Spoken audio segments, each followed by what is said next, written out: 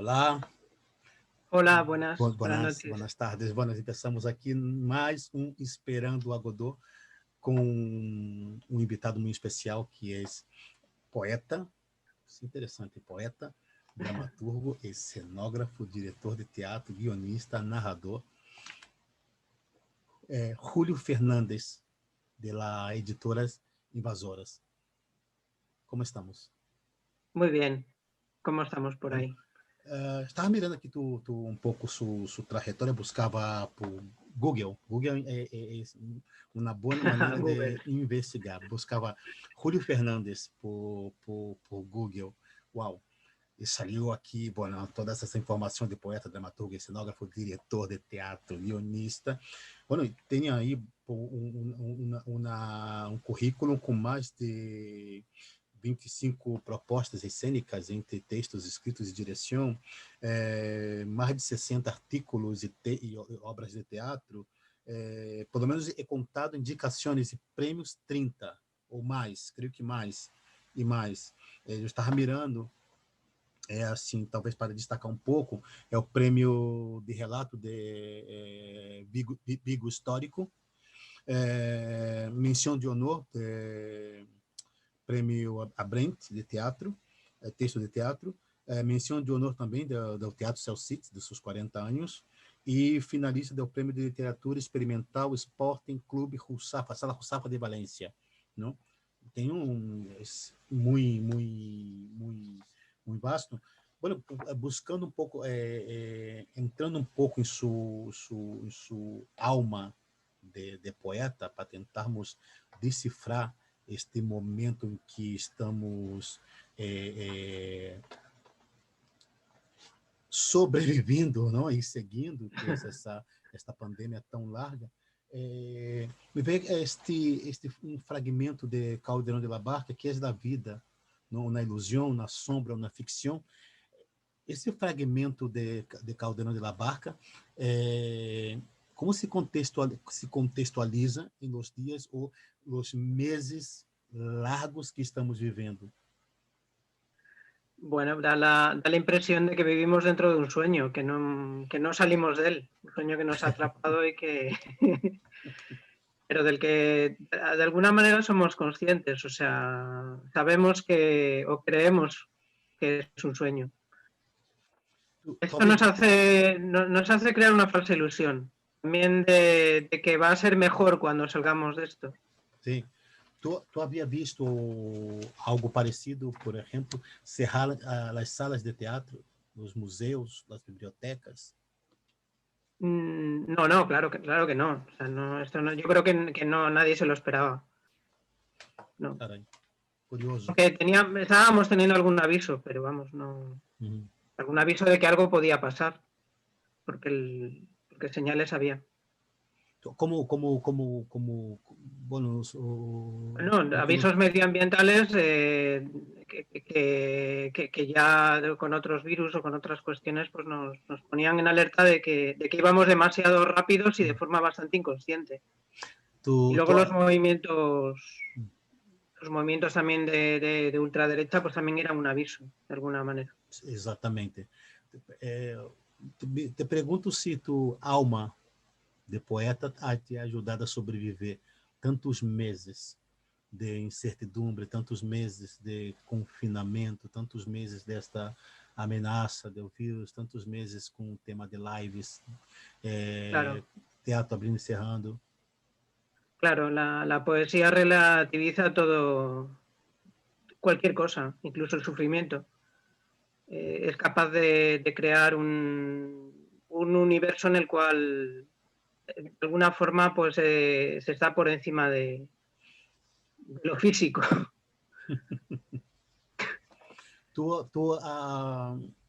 Como tu tem uma atuação muito forte dentro do teatro, tu has subido ao carro de las lives, de las classes online ou conferências online? Nada. Ni he querido participar, ni he tampoco querido impartir, ni nada. O sea, no. Me parecía que no era el momento de online, me parecía que era el momento de la realidad. El que no pudiéramos salir a la calle no impedía que pudiéramos vivir esa realidad. Oh, Todos tenemos personas cerca, todos tenemos nuestro pequeño mundo cerca. o maestro Jorge Dubat, numa charla em Buenos Aires, durante a pandemia, comentou que esse momento de las lives, de la escenificação das lives, era a síndrome da abstinência do presencial. Concorda? Perdón, que no he entendido. La síndrome de la abstinência do presencial. Tantas lives, tantas escenificações online. Claro, pero es que eso no es escena. La escena se caracteriza por el contacto entre el público y el actuante, básicamente. Si tendemos a una escena virtual, pues estaremos hablando de otra cosa. De alguma maneira, não sei se tu a chegada a acompanhar, tu crees que é o streaming? Vimos muitíssimas, bueno, eu mesmo estamos editando um livro de obras que começamos de um projeto por streaming. São 23 autores de 12 países. ¿Cree que o streaming de alguna maneira ha venido para quedar? ¿Es el streaming? Sí, claro, ahora estamos hablando por Zoom y esto no deja de ser un streaming. Y claro que sí, lo que no se puede es poner en el centro del problema. Lo virtual, el streaming, la relación a distancia. Tiene que ser una herramienta, una forma de, por así decir, suplir la carencia de la cercanía, pero no suplir la cercanía. Porque entonces podríamos estar dentro de un discurso de cierta manera que nos llevara a error, al menos en teatro. Pero yo te pregunto porque nosotros quedamos la revolución tecnológica empezada hace 30 años, así, sí. Boom, que es la aparición de los aplicativos, ¿no? De esta conexión, do contato, las webs. E o teatro durante todos esses anos é o margem de tudo isto, porque a tecnologia entrava em determinados âmbitos, como a iluminação, sonido, na parte mais estrutural do teatro, não? Pero não dentro do ofício de trabalho, que o teatro sigue sendo muito artesanal, é o teatro, sigue sendo muito artesanal. Por isso eu pergunto, não se de alguma maneira não estamos já, não sei, elaborando algo, tudo com toda esta ligada do streaming, a conexão com criadores de diferentes países, o acesso se quedou é óbvio que aí dentro do nosso universo teatral há pessoas que são inacessíveis, não?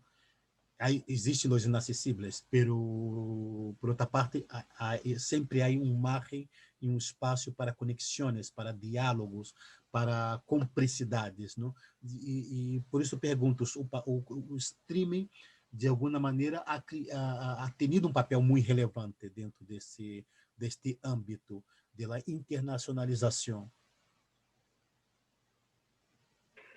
Sí, claro, pero eso es comunicación entre los autores y comunicación en el mundo teatral, pero no ha tenido una evolución clara hacia que la escena dependa del streaming para desarrollarse. De hecho, las funciones ahora, cuando se están suspendiendo en los teatros, no están siendo sustituidas por una retransmisión de streaming de esas obras.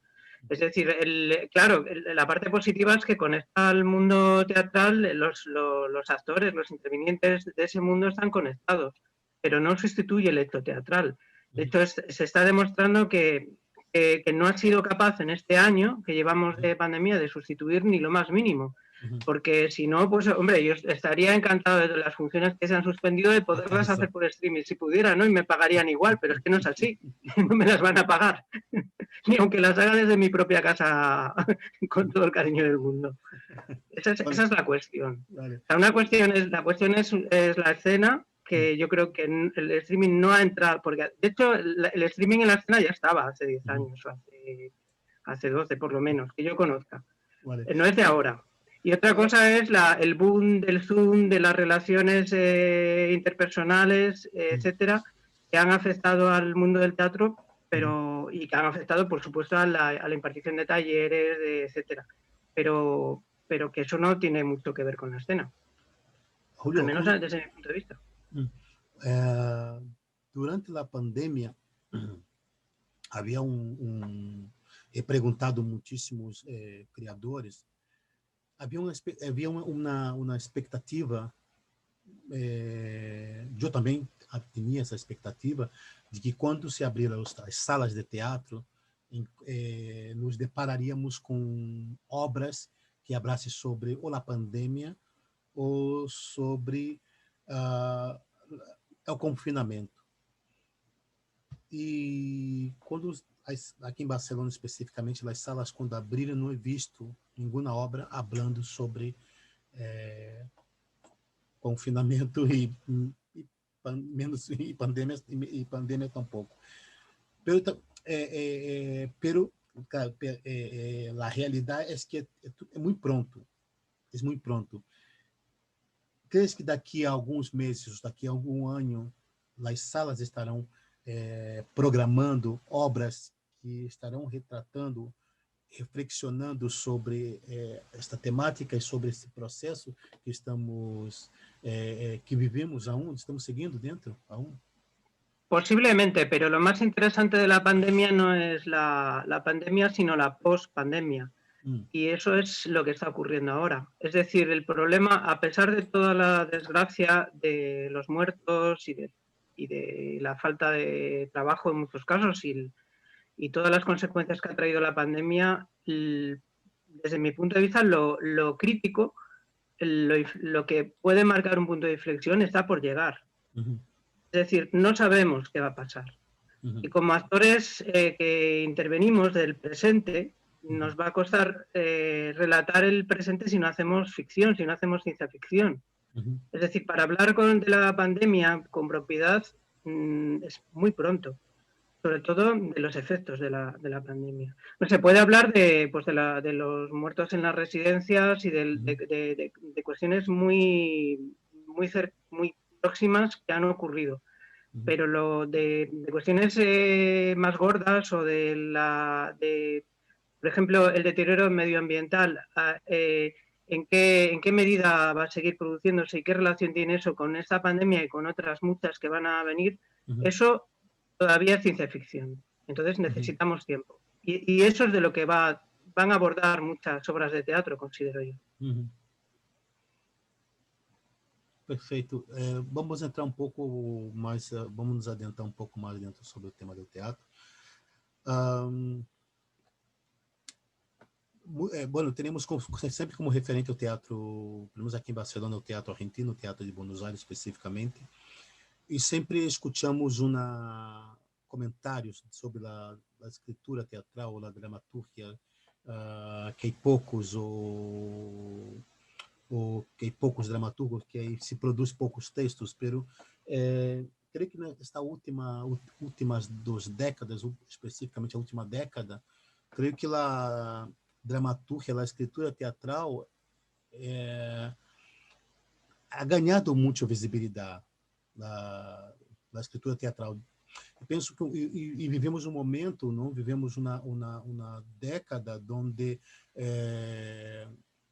especificamente as novas gerações, não estão navegam em universos como YouTube, o TikTok, as lives, e bueno, nesses últimos 10 meses, 11 meses, as lives foram o pão de cada dia, não? Pero tenho essa sensação que a escritura teatral, a dramaturgia, se ha conseguido manter-se viva e ter mais visibilidade, não? A escritura teatral aqui de Espanha está em expansão, está se renovando, está conseguindo ter essa visibilidade, são impressões. Yo creo que no. A ver, hay mucho camino por andar. Por ejemplo, mencionas ahora tú las redes sociales. Creo que el lenguaje de las redes sociales, el lenguaje rápido, entrecortado, el de los discursos que se montan, etcétera, ese no ha traspasado todavía a la escritura teatral. Tampoco se acaba de romper a nivel de fronteras los discursos. Está para mí, superado el hecho de que escribiendo poesía puedas estar en un teatro, o escribiendo narración o incluso ensayo. Eso está superado y, sin embargo, es difícil entrar en el circuito si no tienes un lenguaje puramente dramático. Es decir, hay como unas herramientas que están desarrolladas y otras que están, digamos, con visos de desarrollarse, pero faltan las espoletas que las hagan posibles. Es decir, faltan los gestores que hagan posible esa renovación, faltan pues, también editoriales que apuesten por nuevos textos y colectivos que también, quizás a nivel de colectivos sean lo más avanzados, de colectivos que están rompiendo, por así decir, cánones y tratan de avanzar en ese sentido. Vivemos, yo tengo fuera de Barcelona, yo observando un poco la dramaturgia de Madrid, eu tenho a sensação que existe, que se criou, ou se ha criado, dois ou três, aqui também existe, claro, dois ou três níveis, não? Ou classes, observo que há um setor de dramaturgos talvez de nossa geração que se quedaram em segundo plano ou deram um passo atrás, parece que privilegiam nomes mais mediáticos. ¿Eso es una impresión o es una realidad? No, es una realidad. O sea, se crean ciertos círculos de amistad, por así decirlo, de gusto, de afinidad, que hace pues que haya un grupo de personas que acceden a ciertos teatros o a ciertos lugares y otros no. Así es la vida. O sea, una de las cuestiones principales del arte son las relaciones que puedas tener de influencia en tu círculo cercano. Y eso es de primaria. Es decir, para triunfar en el mundo del arte, lo primero que tienes que hacer es amistades y que dentro del mundo del arte los más cercanos se aprecien y luego los menos cercanos y luego finalmente las instituciones. Y claro, es llamativo que en Madrid esos pasos sean tan rápidos. Es decir, que gente que entra de un año a los 2 años estén casi en el CDN o estén en círculos muy, muy elevados. Es muy llamativo, porque además no creo que corresponda con una trayectoria sólida, pero bueno, es mi opinión. Y luego, claro, eso deja atrás pues, a muchos creadores o a cierto número de creadores que están siempre en la trastienda, siempre al fondo, siempre a la sombra, y que quizás pues, para mí son los más interesantes. Talvez isso é uma, podemos chamar de um efeito da sociedade mediática que vivimos, não? Donde por supuesto.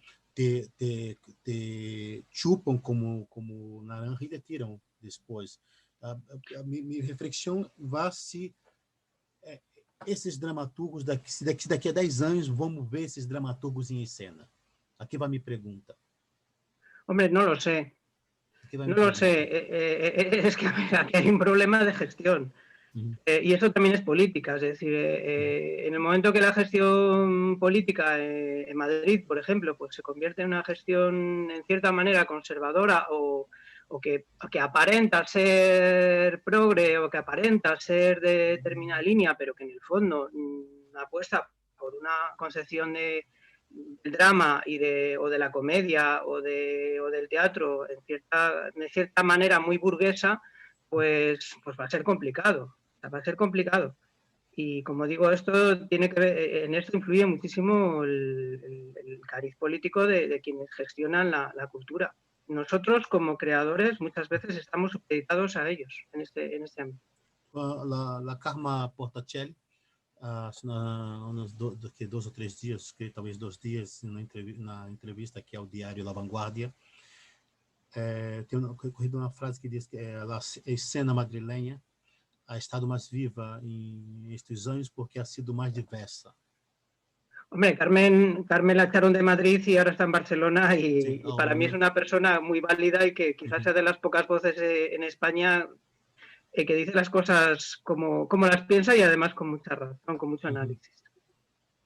E como vês tu a cena madrilenha?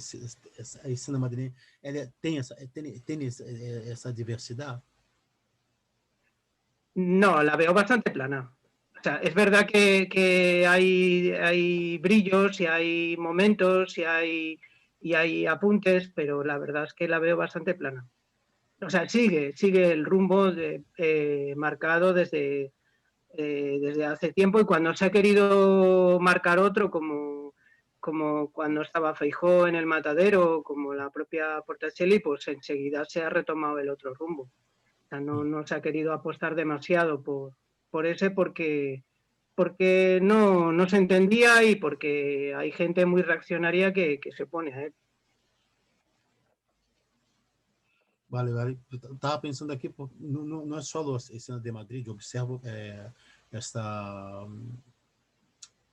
Seguramente Madrid, por ser a capital, há fluxo de artistas que se marcham a Madrid, atores, diretores, dramaturgos, buscando a vida a Madrid, não por os grandes teatros, por la tele, por la produção cinematográfica, não? Então, de buscar entender se existe realmente toda esta diversidade dentro de la A ver, es que Madrid es un mito, pero la cultura no está en Madrid, está en todas partes. Es decir, sí.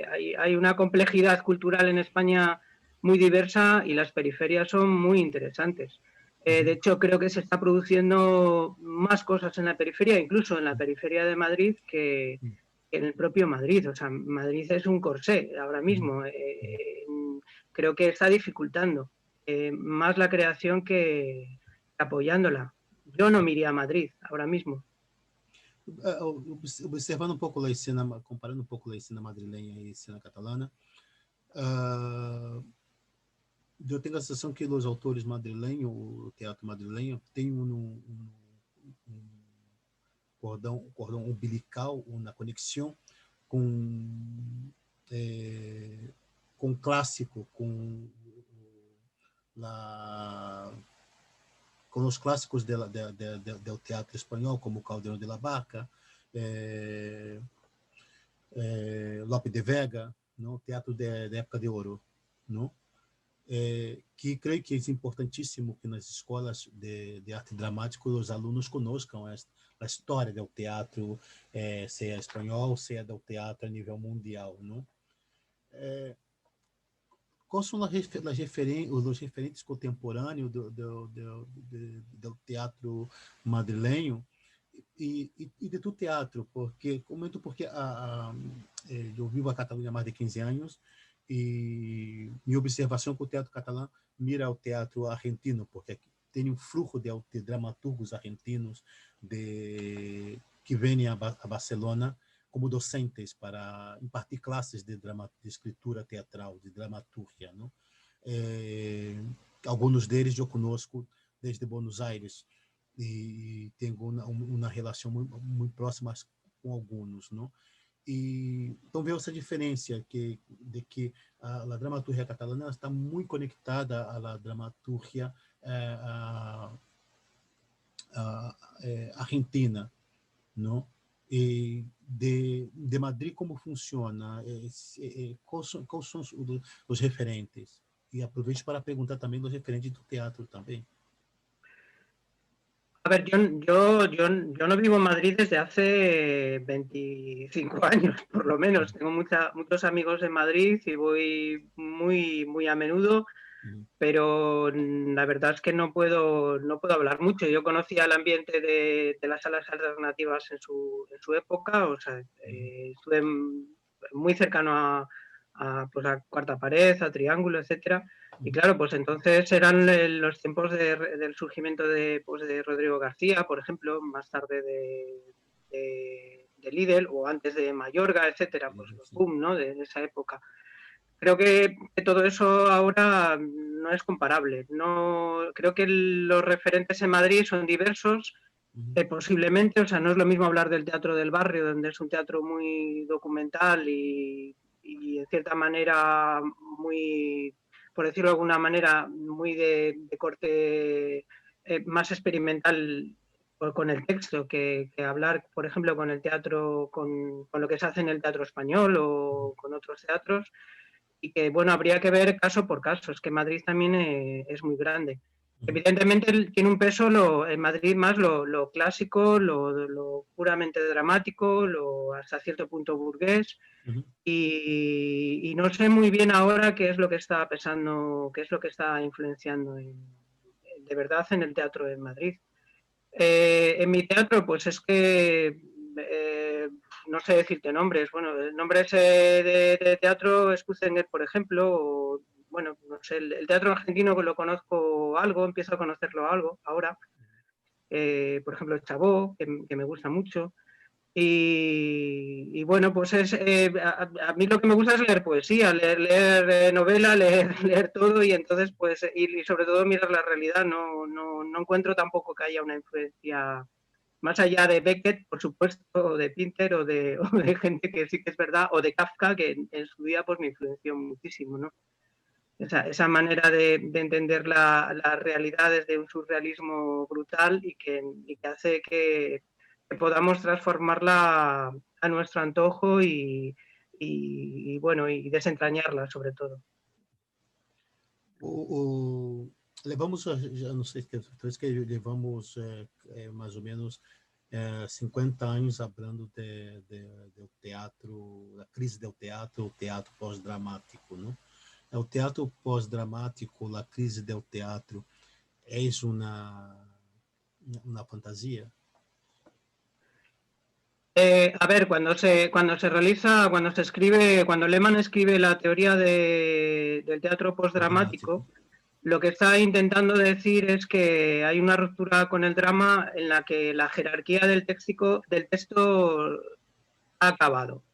Es decir, ya no podemos hablar de texto representado, que tenemos que hablar de una escena viva en la cual intervienen con la misma fuerza las partes visuales, las partes de danza o lo que ocurra, pero no supeditadas exactamente al texto. Eso es lo que viene a decir con el teatro postdramático.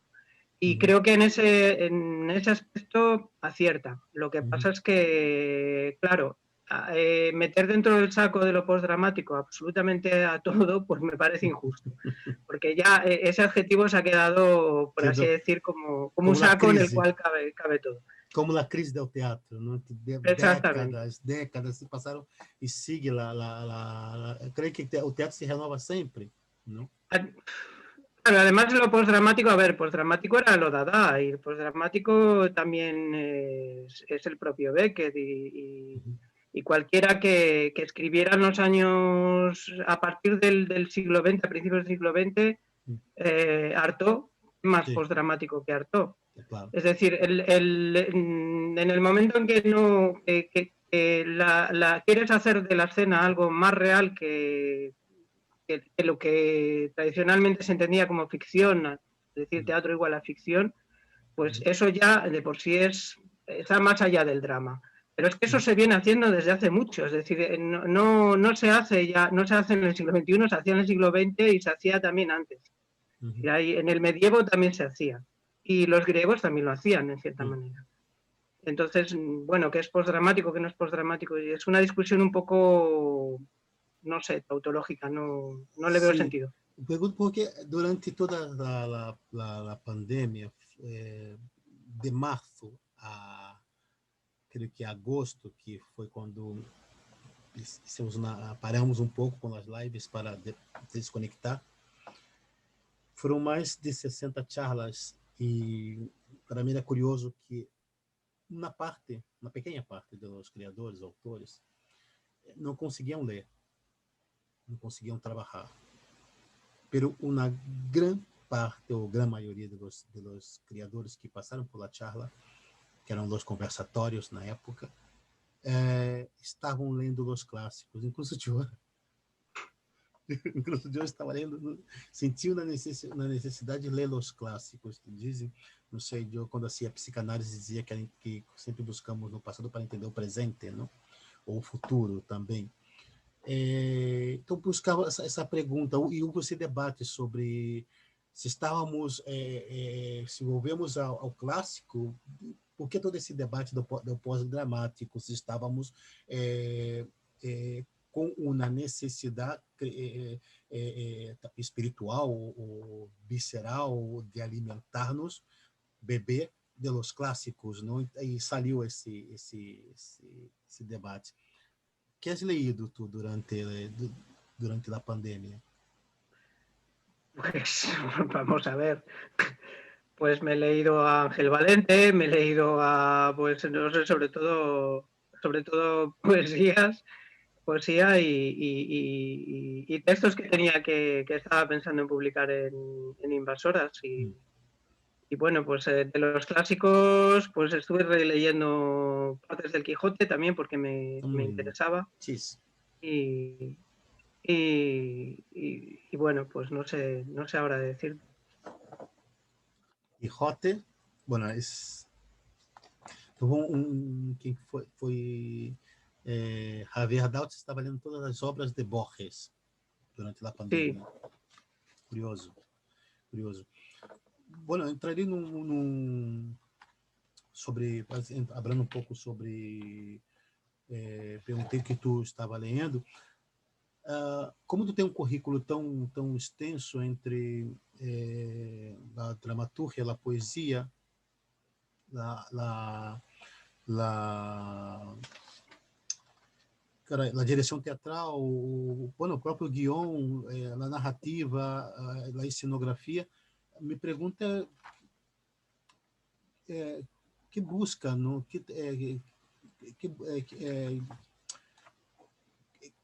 Quais são as necessidades que busca de levar o público até o teatro? Que busca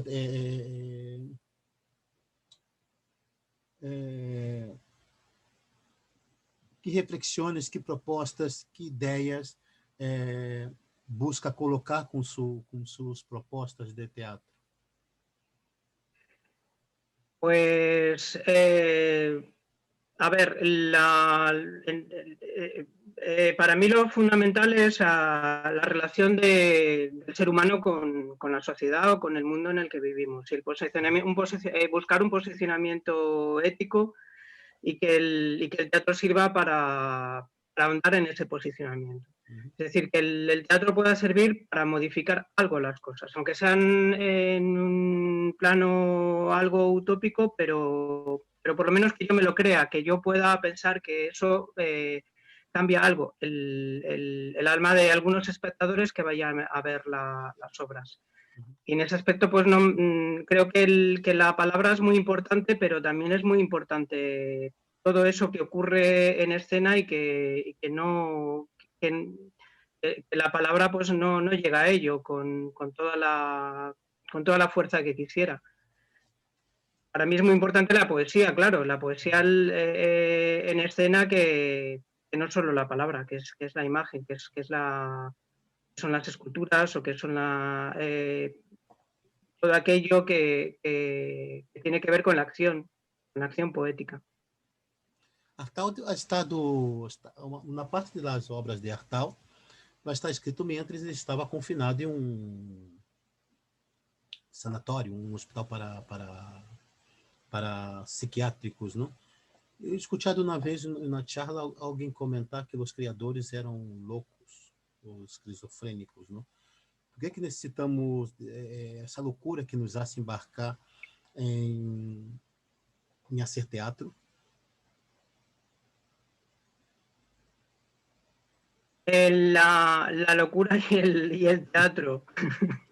Bem Artaud.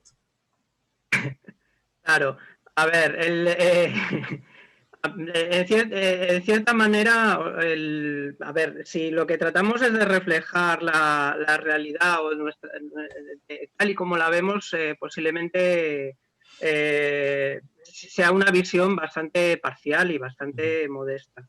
Si lo que tratamos es de ahondar en la realidad, hay que ponerse un poco locos. Es decir, hay que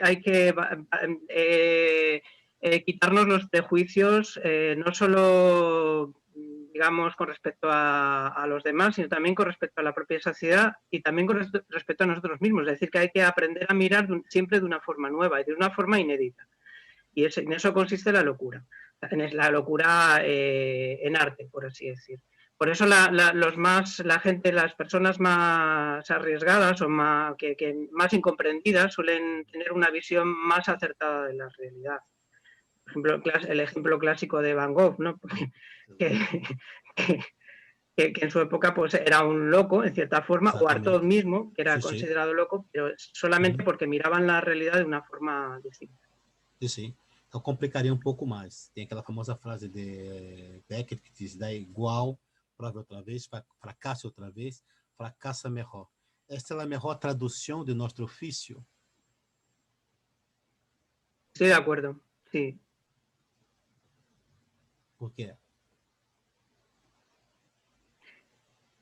Bueno, a ver, porque la normalidad no existe y porque quedarse en lo digamos, lo normalizado, lo aceptado, pues al final lo que acabas es siendo tragado, siendo asimilado tanto por los cánones como por la propia profesión.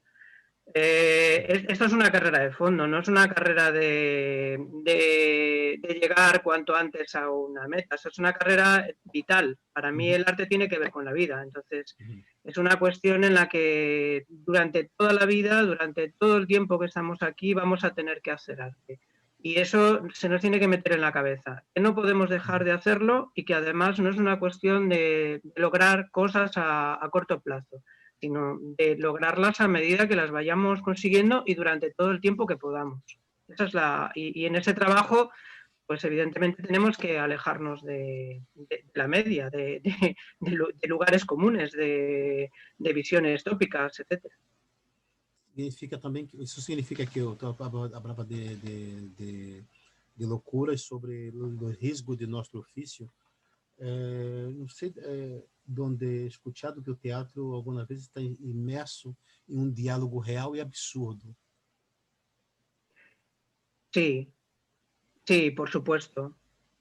Pero es que en este caso el absurdo nos supera con creces. O sea, si tú quieres escribir una obra con la toma del Capitolio del otro día, igual no lo consigues. O tendrías que ponerle mucha imaginación para describir eso que realmente luego pasó.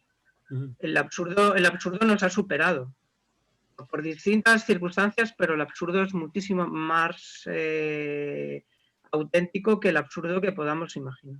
Nós estamos um pouco apalancados, os ensimismados, os criadores. Eu escuto muito dos chavales jóvenes que as gerações anteriores já havia hecho tudo, não?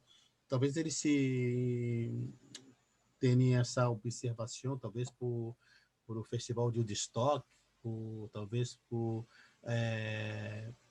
Janis Joplin, por Jimi Hendrix, sobre as comunas de los hippies, não? O LSD, pero creio que muitíssimas coisas no teatro, por assim, incluso porque eu creio que o criador tem essa capacidade de investigar, de explorar a essência humana, não? Eu creio que nos acomodamos em dar voltas como hamster de laboratório em volta de nós outros mesmos, de nossas merdas, de nossos problemas, não? Que não chega a ser uma psicanálise, porque talvez não tenhamos essa competência, não?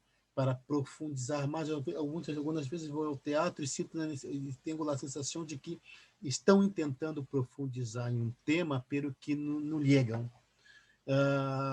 Eu creio que eu leio, talvez antes colocava sobre os clássicos, não? Porque exatamente os clássicos têm essa capacidade de seguir dialogando nos dias de hoje, não? Sí, bueno, claro, sí. A ver, mencionabas antes a Calderón, La vida es sueño, por supuesto. Y sí, estoy de acuerdo. Lo que pasa es que, a ver, el teatro, tenemos que entender que ha habido una ruptura en cuanto a los lugares de representación. Yo creo que hay festivales de artes escénicas en los cuales no se puede decir exactamente que acontezca el teatro. Con esto me refiero a que el teatro tiene que empezar a pensar que no ocurre solamente en los lugares de representación normalizados como los teatros, tiene que ocurrir en otros lugares. Y en esos ámbitos la actuación política es muy importante. Es decir, si el teatro lo que quiere es intervenir en la sociedad, como parece ser la esencia propia del teatro, es decir, acordémonos de Grecia, de Aristófanes o de Sófocles, la misión que tenía el teatro era evidente, más política y social que casi artística. Entonces, si eso es lo que queremos hacer ahora, tendremos que salir de ese reducto en el cual nos han encerrado y del cual nos van a ver muy poquita gente y no vamos a poder cambiar muchas cosas. Tenemos que salir de ahí, tenemos que empezar a interaccionar en otros ámbitos. Entonces, ahí la lectura de los clásicos nos aporta en teoría, pero también hay que pensar que los clásicos estaban pensados justamente para esos lugares burgueses de los cuales queremos salir. Todavía yo estoy pensando que hace falta una nueva revolución del teatro, sobre todo formal, en el sentido de olvidarse de los circuitos, de las redes, circuitos teatrales, del teatro español, del CDN y de muchas cosas para abordar otros ámbitos y poder actuar con más libertad. Pero es posible con todas las normativas que existen para se abrir un teatro. Es posible si no hay apoyo de la parte privada y la gran parte de las compañías de los teatros recebe su porcentaje desde el ministerio, desde de ayuntamientos o del gobierno autonómico. Pues no lo sé, igual es que hay que empezar a abrir naves y volver otra vez a la base de los años 60 cuando el teatro se inscribía en naves abandonadas o en lugares inhóspitos y se empezaba a crear desde ahí, desde los márgenes. No creo que desde el centro se pueda cambiar nada. No creo que desde lo que está absolutamente asumido se pueda cambiar nada. Hay que reestructurar, hay que romper y hace falta encontrar otros lugares. Si hace falta entrar en los museos, hace falta hace falta abrir salas, pues habrá que abrirlas. Ahora yo no las voy a abrir, pero seguramente hay gente joven que quiera abrirlas y tendrá que abrirlas con otra perspectiva, de las que existen. Com as normativas que exigem nos ajuntamentos para se abrir um espaço de escenificação, exigem uma sala pequena, os mesmos critérios que um teatro público, praticamente. E depois cidades como Madrid, como Barcelona, por exemplo, a especulação imobiliária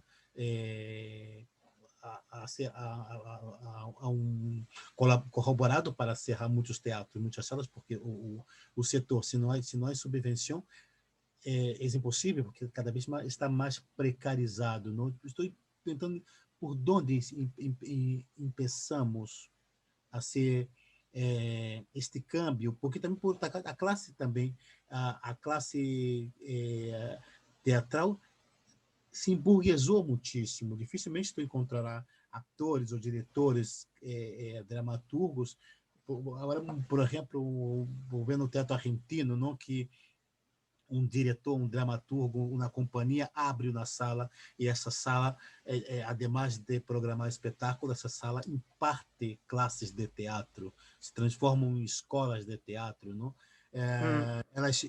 Elas autorgestionam, elas sobrevivem disto, não? Aunque a grande parte desses autores e atores não sobrevivem do teatro, estão no mundo da docência ou são advogados e tarde e noite se dedicam ao teatro, não? Talvez é o teatro mais referente de alternativo que podemos ter, pero com as normativas que se exigem no país como Espanha, em cidades como Madrid ou Barcelona, estas salas que não sobrevivem, não há espaço legal para abrir Claro, essas sí, salas. bueno, a ver, esa es una reivindicación que hay que empezar a hacer. Primero, la cesión de espacios gratuitos. Segundo, la adecuación de esos espacios para que se puedan ellos representar o actuar. Y tercero, que eso esté institucionalizado de alguna manera a través de las escuelas y de los colectivos. En Madrid teníamos el Matadero, o tenemos la Tabacalera, o en Madrid estaba la Laboral, o en Vigo estaba el Marco. Hay espacios, hay muchos espacios que se podían transformar para que realmente nuevas propuestas escénicas se puedan llevar a cabo de manera diferente. Y luego está la calle. Y luego hay muchísimas otras posibilidades, hasta poner una carpa en un lugar y adecuarlo. Claro, hace falta una complicidad política, pero entonces el teatro tiene también que ser activista. Es decir, tiene que empezar a exigir esa complicidad política. Si no somos actores políticos, nos vamos a dejar arrastrar por la actividad política que nos va a controlar y nos va a encerrar nuevamente en lugares determinados. Eu documento por dois motivos. Eu vivo isso. Cada tenho lá aqui em Barcelona a cumplicidade com a Tarantana do ensaio dentro de um espaço que está aqui ao lado de Barcelona, que é Sant Boi, que é um centro cívico que chamamos aqui em Catalunha Casal.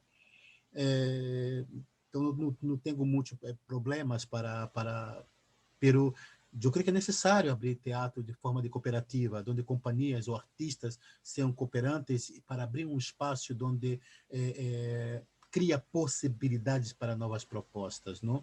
E a segunda, porque eu tenho um projeto que participa alguns criadores madrilenhos de Madrid, fora de Barcelona, como Luís Miguel Gonçalves Cruz, Raul Hernández,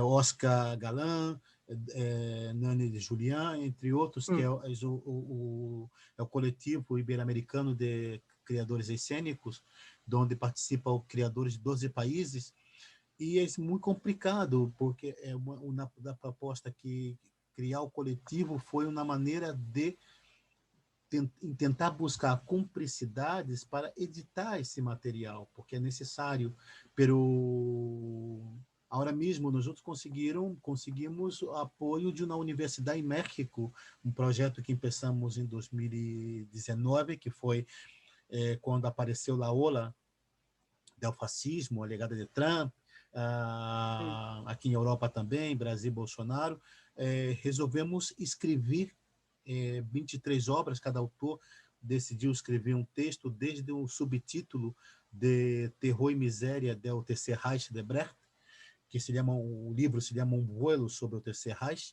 que está sendo publicado por a Universidade Novo León em México, que um dos dramaturgos é professor. Também Steel Rodarelli está editando um outro material nosso em Grécia, que é um texto que escrevemos durante o confinamento, que é a dramaturgia do confinamento. Acabamos de organizar agora uma mostra em Caracas. O número de criadores que realmente se posiciona, que são ativos, são 3 ou 4, não? Os demais esperam que tu edites o material, que tu tire adelante o projeto. Então, creio que esta postura também impide que este setor consiga sair da precariedade, porque creio que está muito à espera de que o setor público, la mamá ou papá público, política pública nos salve, ¿no?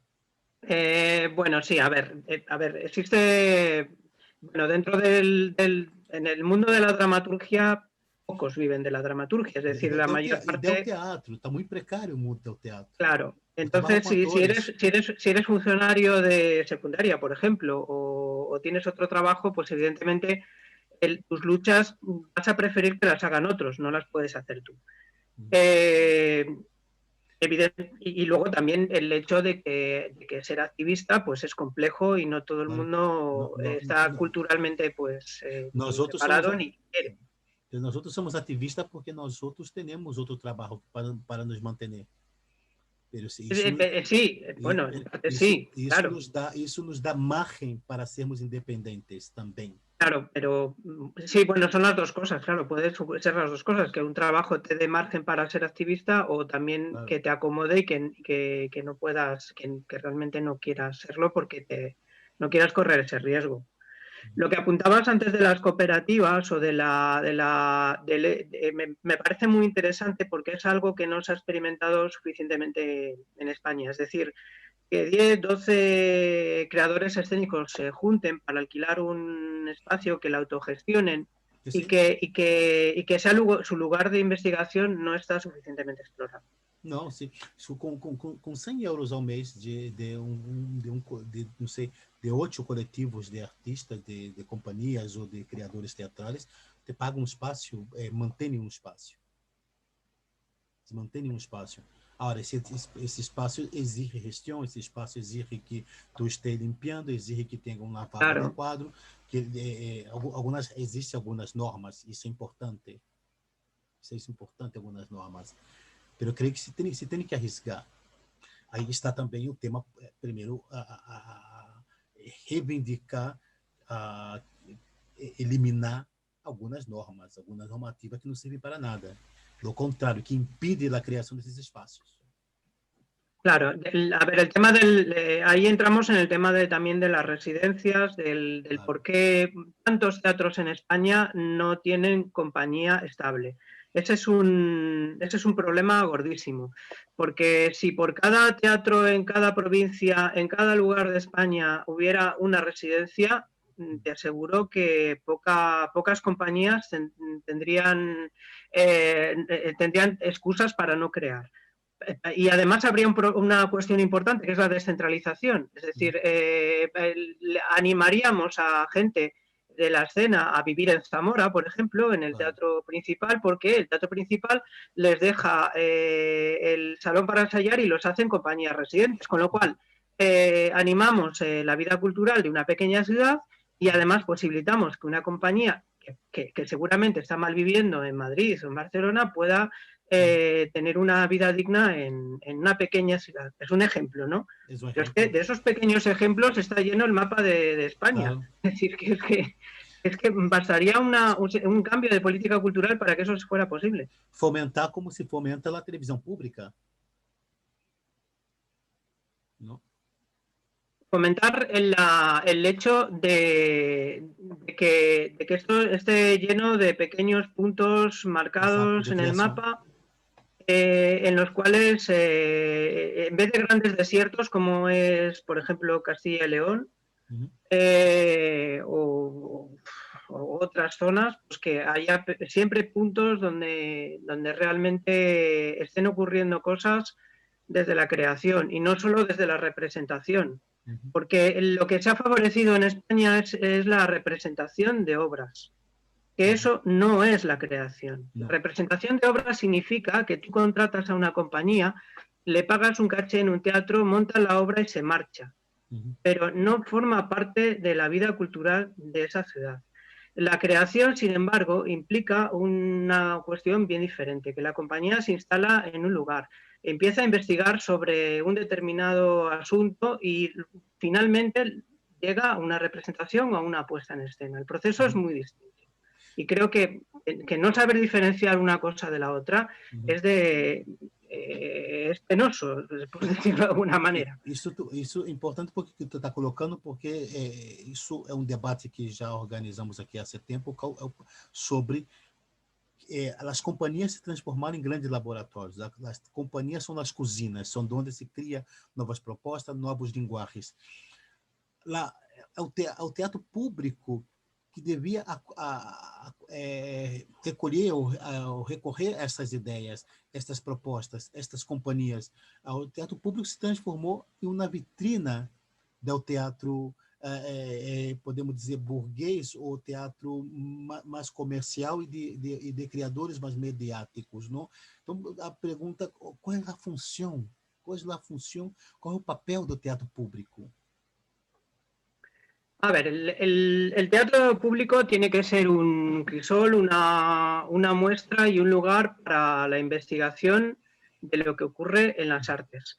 Creo que el ejemplo lo tenemos en algunos museos. O sea, si igual que los museos hacen muestras de grandes artistas, pero al mismo tiempo están realizando talleres, están realizando pequeñas muestras, están dialogando con los artistas y se llega a una especie de atmósfera de creación, en los teatros tendría que ocurrir exactamente lo mismo. De nada sirve que el Teatro Nacional en cuestión ponga en marcha un gran proyecto con un gran elenco, con una gran obra que dura luego un mes o dos en cartel, si olvida a todos los creadores que están en esa ciudad. Porque seguramente hay muchos creadores en esa ciudad que no van a acceder a ese teatro público. Entonces, la misión del teatro público, y porque además lo define la propia palabra, es no ganarse al gran público, sino generar mediante lo público un estado de creación y de innovación y de avance cultural. Y a todos los niveles, no solamente propiamente cultural, sino pues a un nivel ecológico, a un nivel humano, a un nivel educativo, todo lo que queramos añadir a esa lista que sea positivo para la sociedad. Uma pergunta que estamos dentro do processo da pandemia. E uma das frases que mais se ha escutado é que a felicidade estão nas pequenas coisas. Concorda com isto? Sim. Sim. Então, me conteste uma segunda pergunta. Então, teria uma segunda pergunta. Dentro desse período da pandemia, te ha despertado algum tipo de talento, por exemplo, doméstico, por exemplo, não? Que aprendeste a ser durante o período da pandemia, por exemplo? A ver, durante la pandemia me centré mucho en un proyecto que tenía hace años y que eran poemas en cerillas. Y que además lo podía hacer en casa tranquilamente y sin grandes, digamos, instalaciones ni de tecnologías, porque con cerillas me bastaba. Era un proyecto que había abandonado, pero que recuperé justo en el... A ver.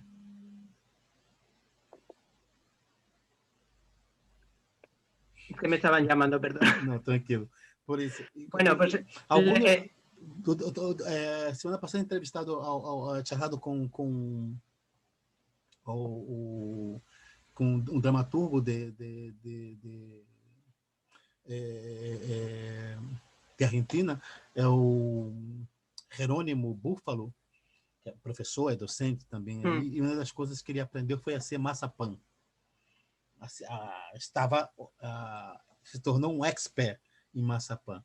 E por isso que perguntava se te despertou algum tipo de talento doméstico. No. En ese sentido, no. O sea, no me dio por la cocina, no me dio por... Ya. O sea, no. Bueno, a ver, yo tengo una niña de 8 años y entonces vivo en eso todos los días. Entonces, lo del talento doméstico es algo que vengo desarrollando desde entonces, ¿no? 8 años. Pues el hacer la comida... a su gusto o de una forma rápida porque se muere de hambre o mil cosas, ¿no? Y creo que esos talentos domésticos, pues creo que ya me venían de entonces, de antes, ¿no? O sea que no particularmente me despertó nada. Salindo um pouco da pergunta absurda e vamos para outra pergunta absurda. Bueno, vamos falar um pouco sobre a edição do livro, não? Eu sempre digo aos companheiros do coletivo que quando editamos livros de teatro, eu penso que eu vejo o livro de teatro como documentário. Eu creio que se nossa geração ha bebido em Shakespeare, ha mamado em Brecht e outros, o Caldeirão de la Barca, Lope de Vega e outros autores, Gorky, Max Frisch, foi porque editaram esse material e nos permite estudar e ler esses autores tendo como referentes. Não? Então, não creio que se possa sobreviver editando um livro de teatro, não nós outros como dramaturgos, não? E nessas últimas décadas, com o boom do livro book, houve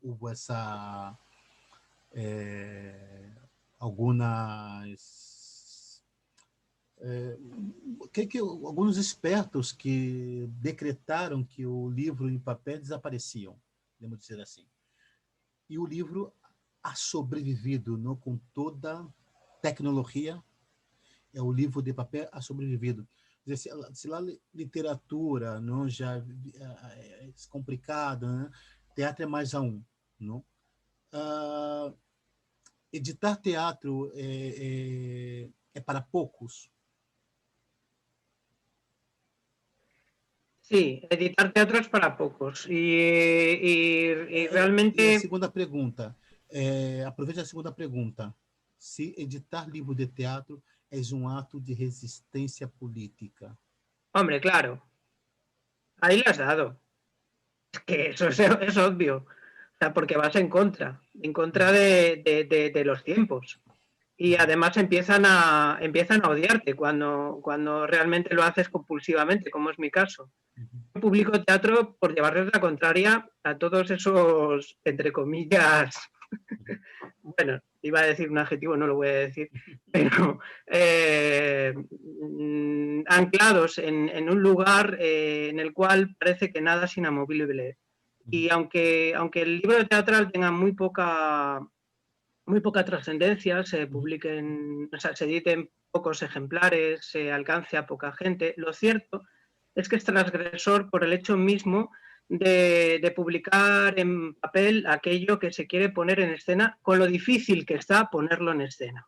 Solamente por esa cuestión es transgresor. Y creo que por eso políticamente no solo es necesario, sino que es una especie de constante rabieta. O de constante protesta que yo particularmente llevo a cabo a través de la edición teatral.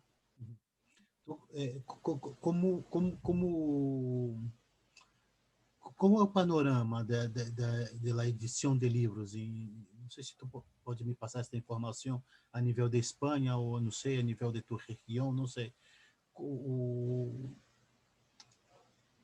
Esses são poucos... É inexpressivo ou não?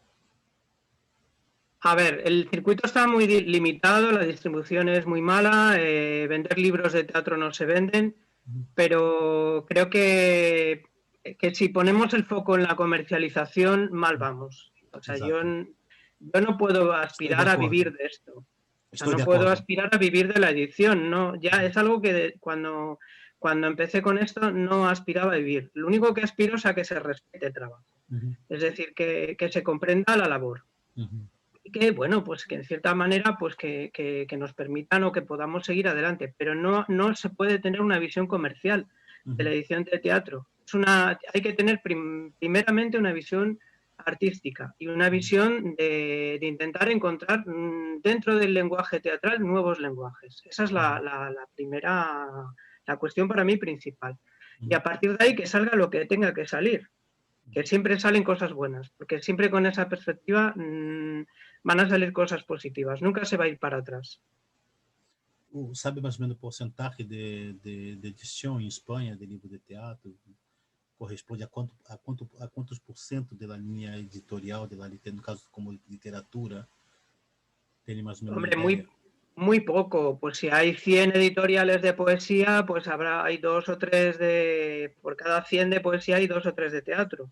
Y ya no te cuento de narrativa. O sea, editoriales de teatro propiamente dichas son muy poquitas.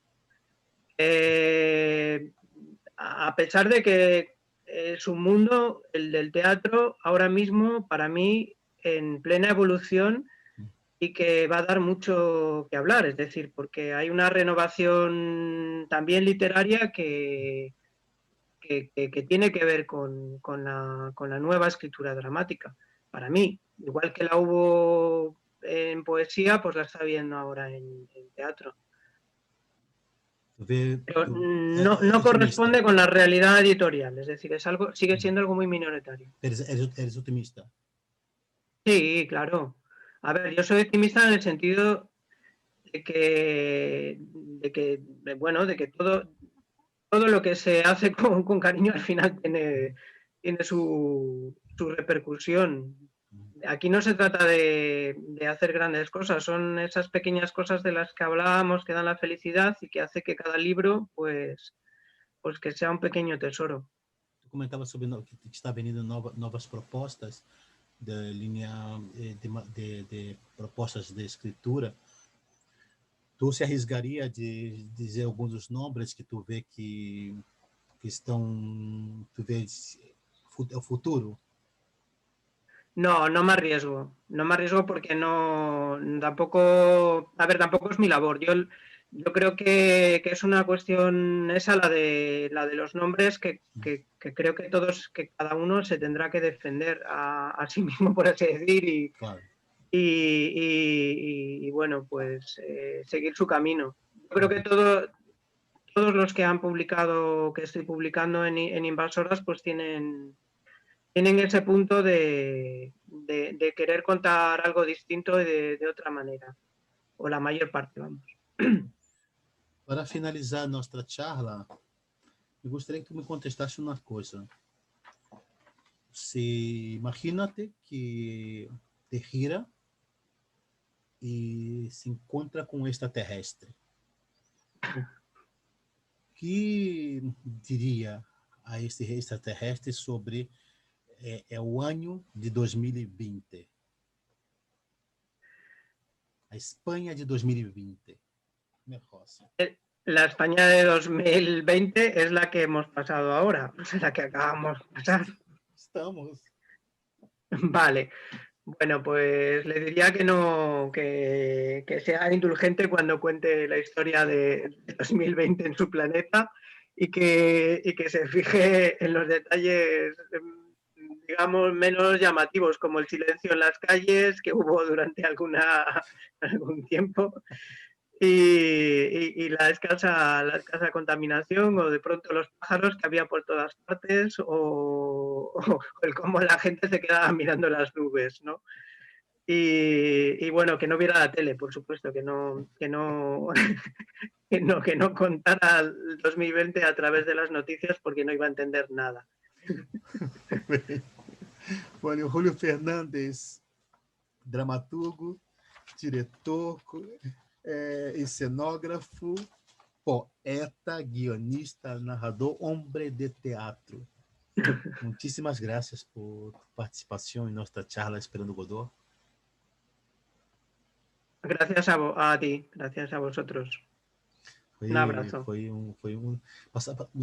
Era para ser uma hora e é passado uma hora volando. Sí, es verdad. Passado volando. Me ha gostado muito poder charlar contigo, escutar tuas ideias. Foi impressionante. Muchísimas gracias por tu participação. E, gracias, bueno, gracias a vosotros. Te sigo por Facebook, pues seguindo mais ou menos o que tu vai publicando também e, bueno, seguiremos em contato. Bueno, muchísimas gracias e muito êxito. Igualmente. Un abrazo. Un abrazo fuerte.